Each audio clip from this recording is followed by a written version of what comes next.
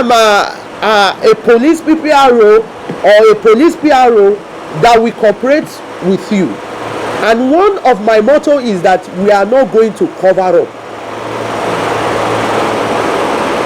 We are not going to cover up, because as a matter of fact, there are things you don't cover up, because whether you like it or not is already a news. And then when we say we are not covering up, then should I report in such a way that we bring down our own police? Because don't forget, pen and paper, when you put it together, now it travels so far. And whether we like it or not, Nigerian police, it's our own police. No matter how good or how wonderful American police is performing, we cannot call it Nigerian police. And then that boils down to the fact that we must also boost the image of our own police, because whatever you report about your own country, when you step out of the border of Nigeria, they don't care whether you are involved or not. All they think is that all of you are the same, whether it's against your police, whether it's against your sitting government, whether it's against even some other organizations that are notable to be Nigerian organizations. So at this point also, I want us to call back ourselves to the fact that, yes, thank God the Inspector General of Police operates open door policies. I have met with some journalists that will say, I sent text message to the Inspector General of Police, and then they calls on the Commissioner of Police Lagos State, and there was action. It doesn't used to be that in those periods. What is that? What signal is that sending to you? That police is gradually becoming that which you dream of. There is change. Police is becoming that which you actually wanted it to be. And I will give it to also to the press, because the power of the press has actually opened up the bad eggs in the police. And then the ones that are good in the police now have to stand up and say, these guys will not keep rubbishing our image, because whatever they do is rubbing us up on us, that we tend to be doing that which is right. And then the leadership of the police are standing up to say no to excesses.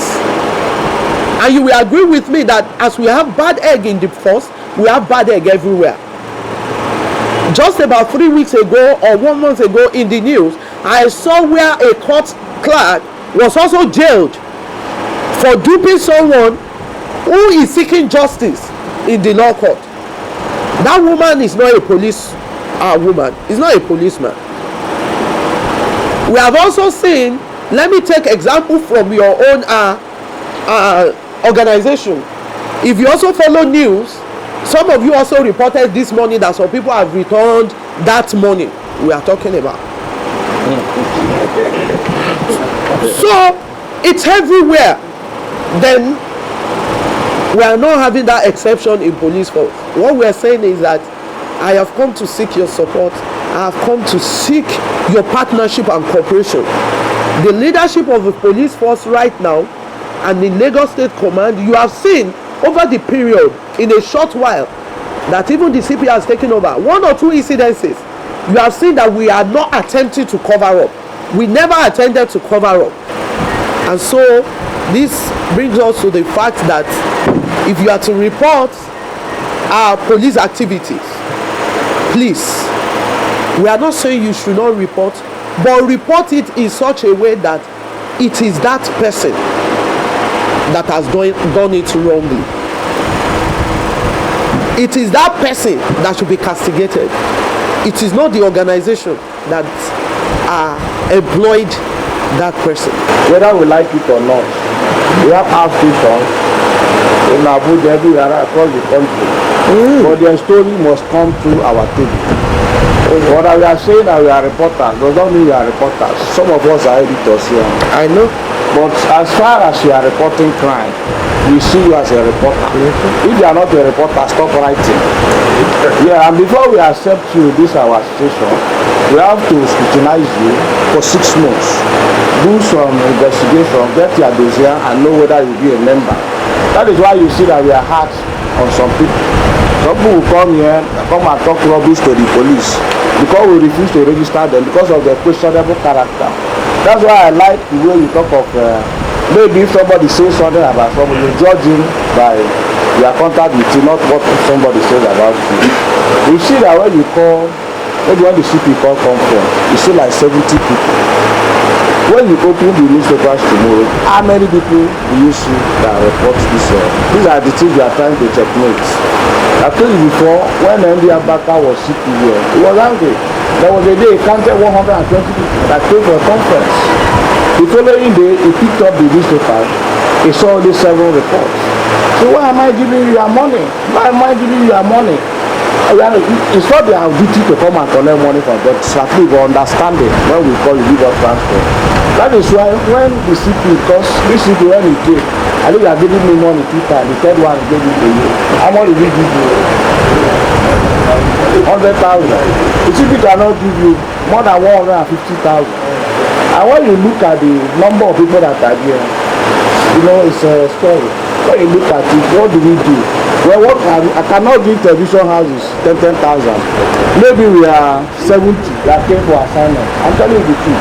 The television will say no, we used to collect 20,000. I will feed you them, give them 15,000. If they are 4, calculate 15,000 times 4. This is all the things. It doesn't matter. Let them. It matters. They should know how to record it. Don't record that. Don't record that. That's no wait. I have it. Maybe you don't talk about it. I will talk about it. You like it? I will talk about it. So I know why I'm saying it. Please, this is a very good forum to say it. If I give a phone TV houses to 3,000. Out of 150,000, how much is remaining? 90,000. You find out that we have an office here. This is an office. We are not money making organization. We have a secretary here.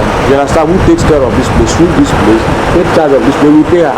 Maybe the city may not like the usual if it gives money to be discussed. That's what I'm saying. So that is not no, we better leave it. Okay. So what I'm trying to say, but don't record all this you are saying. I'm just trying to explain to you. Let's not just call the name of CP give money. Anybody. It's for transport now. Let's forget about it. Okay, but we have an office. We maintain this office. You understand me? We are not money making organization. How do we raise money to pay our secretary and maintain this office? Look at how we are sitting down here. You understand me? Comfortably. We are maintaining this office. That's what I want you to know. Then secondly, the PRO, I like the way you spoke. You are part of us. We are part of you, police people. But you need to educate your police people, especially DPOs. DPOs, I'm not talking of area commander, but DPOs. There's a way we used to have symbiotic relationship, including the SARS office. People will call you, they have problems. You call DPO to discuss with you, say get out, go and write whatever you want to write. But when we look at you people, why we are there to help ourselves. But when they have problems, they run to us. Like we said, they see us as policemen now, and women are various offices. Anything, we are the one that are defending the police people there. So you have to cooperate with them, educate them. When they have duty, tell the CP to talk to them. Let them understand. And again, we are taking care of that. Even more money. You understand me? Many people are here to pull people down. They say all sorts of things. When people talk to you, try and investigate and talk to them and talk about this person. It's very important that you don't fence us out. Then I told you we get to the authentic list. CRAN members, not only CRAN members, people that we know that are writing, that are reporting. We know them very well, even if you are a member of this association or not. We have associate members who we know that they will write, they will publish their stories, we compile their names and bring to you. So that when you want to call conference, I'm outgoing president of a CRAN reporters, a new person will soon come. But whenever you want to do anything, liaise with the president. He knows the people that he will call. I want to tell you that it's not number of people that came to a conference. You understand in our report? We know the people, even if they are 10, that you call for a conference, it's not our duty to collect money from anybody. We know how to disseminate the information to other people that are not there. The fact that the conferences you people are organizing, you came, you may be 10 that attended the conference, but you see it 15, 20 media houses. When the CP came, the first week that he came down to this place and look at this our press center. I said he was going to review this place. Even the OC works came. It was the person who called me. I came there with supervisor. I told him what and what we needed. But the CP has not done anything. He told me that time that he was having too many works at hand. That when he finished his house, that they will come to this. But we have learned that he has packed to that house now. Please still remind him. I was not here when he came. Yes. But one thing I am sure about the CP is that he's a man of his words. If he will not do anything, he will tell you immediately, I'm not going to do it. That's the kind of person he is. But if he says, I'm going to do it, he will do it. I mean, maybe there should be a constant reminder. Since it has come from him, you can always remind him, because you know he has a lot on his brain. But I will remind him also. Look at that way. Okay. I will coordinate this thing. Some journalists, I don't know, maybe some people are here that are doing that. But the way and manner some journalists also go about it. That's why I told you that we have a lot of reporters on the road. And I had someone bringing in the issue of ID card. If it's not on ground, it will be of essence. It will go a long way. People come to your office. I was DPO. And let me cite an example for you. There is a guy that will come. He will always mention his name. As a journalist, I will tell my audience, let him go.